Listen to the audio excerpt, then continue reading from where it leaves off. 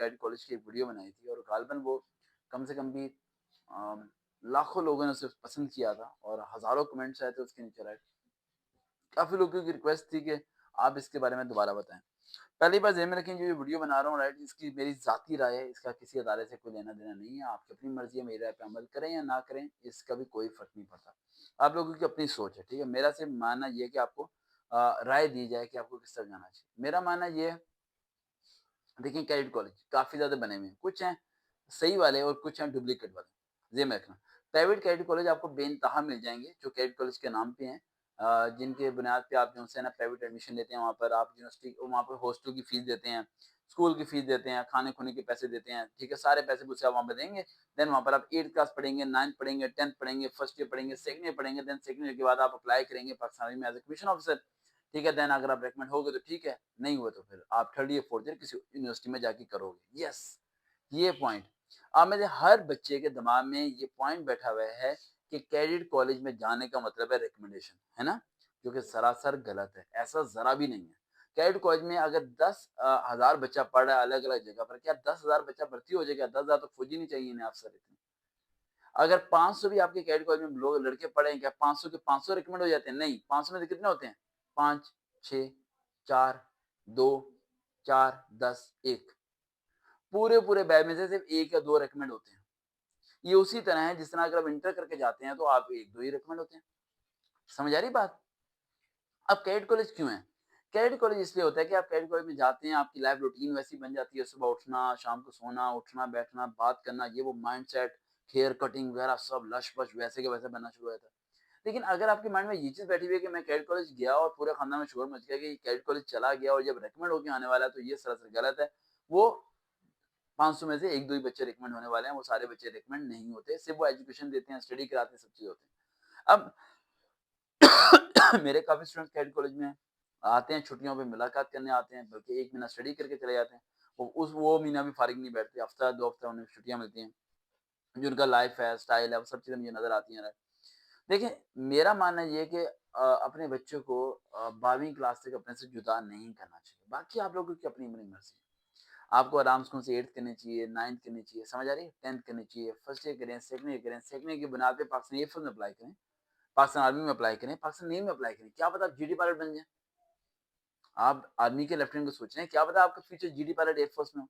क्या पता आप नेवल ऑफिसर बने, पाकिस्तान नेवी के अंदर जाके। क्या पता आप आर्मी के अंदर जाके लेफ्टिनेंट बने। ये तो कुछ नहीं पता ना कि आपका माइंडसेट कैसा है। इंसान एज के साथ-साथ चेंज हो रहा होता है। इंसान जब सेकंड ईयर तक पहुँचता है, इंसान मेंटल लेवल चेंज हो जाता है, सोच चेंज हो जाती है, इंसान का बिहेवियर सब बदलना शुरू हो जाता है और अल्लाह बेहतर जानता है उसकी किस्मत ने उसे कहाँ लेके जाना है, जहाँ वो स्ट्रगल कर रहा है। अब क्या आप सब लोगों को कैडेट कॉलेज में जाना चाहिए, नहीं जाना चाहिए, वो आपकी अपनी मर्ज़ी है। मैं इसमें नहीं कहना चाह रहा कि आप कैडेट कॉलेज के लिए अप्लाई ना करें, आप अप्लाई करना चाहते हो अप्लाई करें, तैयारी करें, सब चीज़ें करें। लेकिन मेरा अपनी ज़ाती राय ये है कि आप लोगों को अपने घर के पास रहना चाहिए।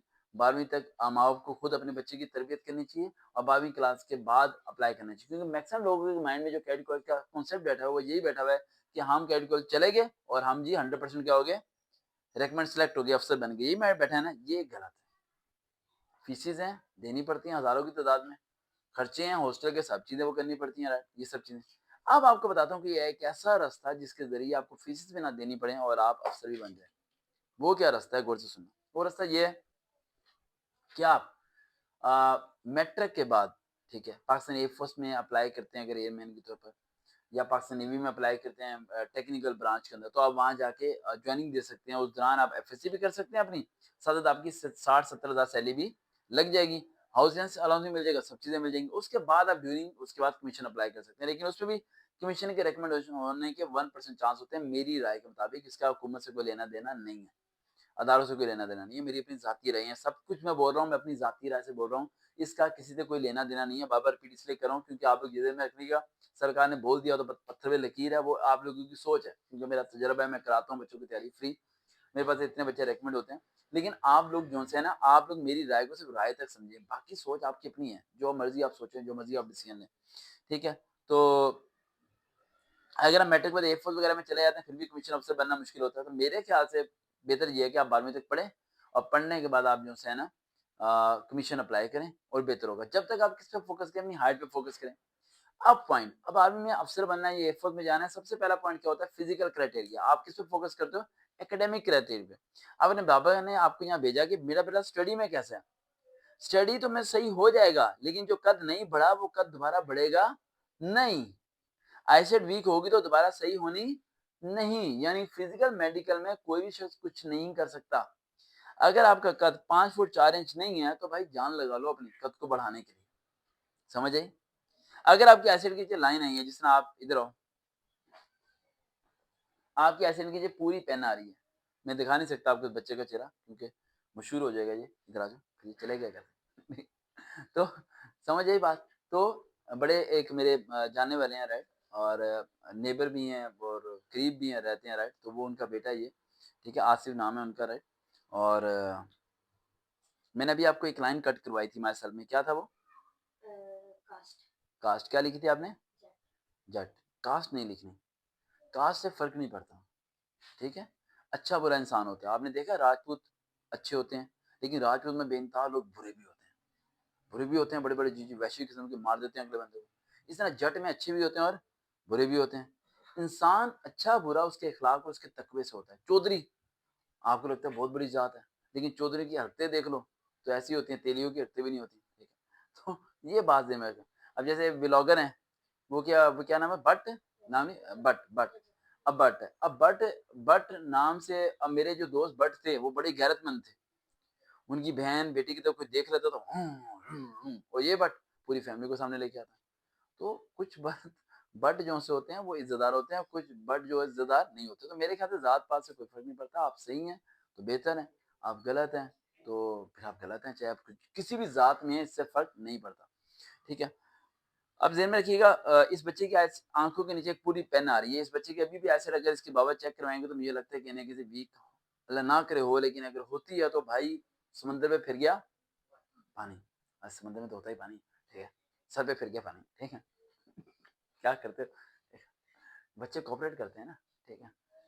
अच्छा, तो मैं ये कहना चाह रहा हूँ आपको, आईसाइट सही होनी चाहिए आपकी, वेट सही होना चाहिए और हाइट सही होनी चाहिए। भाई अभी इन 3 चीज़ों पे फोकस करो और स्टडी पे फोकस करो, मेहनत करो, घर के पास रहो, स्ट्रगल करो, अम्मी-अब्बू का प्यार लो। अगर आप 8th क्लास के बाद अकेडमी में चले गए, फिर क्या होने वाला है? रात के गुप अंधेरा, ना मामा, ना पापा, ना भाई। ट्रोंग, सुबह 4 बजे उठना पड़ेगा, वर्दी में जाना पड़ेगा, परेड के लिए खड़ा होना पड़ेगा, सफर में अकेले आना पड़ेगा, 16 साल के होने को सब कुछ करना पड़ेगा जो कि आपने सोचा नहीं होगा। ये चीजें, सब चीजें आपको बेस्ट बना देती हैं, लेकिन एक चीज आपके अंदर कर देती है, माँ बाप के बगैर आप रहना सीख जाते हो, आप जीना सीख जाते हो। मेरे ख्याल से माँ बाप के बगैर जीना सीखना चाहिए माँ बाप की दुनिया के जाने के बाद। जब तक जिंदा है मोहब्बत दिल में रहनी चाहिए। अगर वो जुदा हो तो आंखों से आंसू आने चाहिए, उनकी याद आनी चाहिए, बचपन उनके साथ गुजरना चाहिए। कभी कभार ये भी होता है कि कुछ लोग चले जाते हैं जब इधर उधर यूनिवर्सिटी वगैरह में, तो वो खराब हो जाते हैं, कुछ लोग बच जाते हैं, कुछ मौके बन जाते हैं, माँ बाप को पता भी नहीं होता। कुछ बच्चे रोते हैं जाके, एक दिन रोएंगे, दूसरे दिन रोएंगे, तीसरे दिन उनके दिल में मोहब्बत क्या हो जाएगी? खत्म हो जाएगी। जिस तरह ये बच्चा चुरन खा रहा है, इसके अंदर मोहब्बत खत्म हो चुकी है, ये अपने आप को बीमार करना चाह रहा है। क्या आपके पास 4 लाख रुपए हैं तो चूरन ना खाना बेटा, 4 लाख का ऑपरेशन कैसे कराएगा? हाँ भाई, हैं 4 लाख। अगर आपके पास 4 लाख रुपए हैं तो चूरन खा बेटा।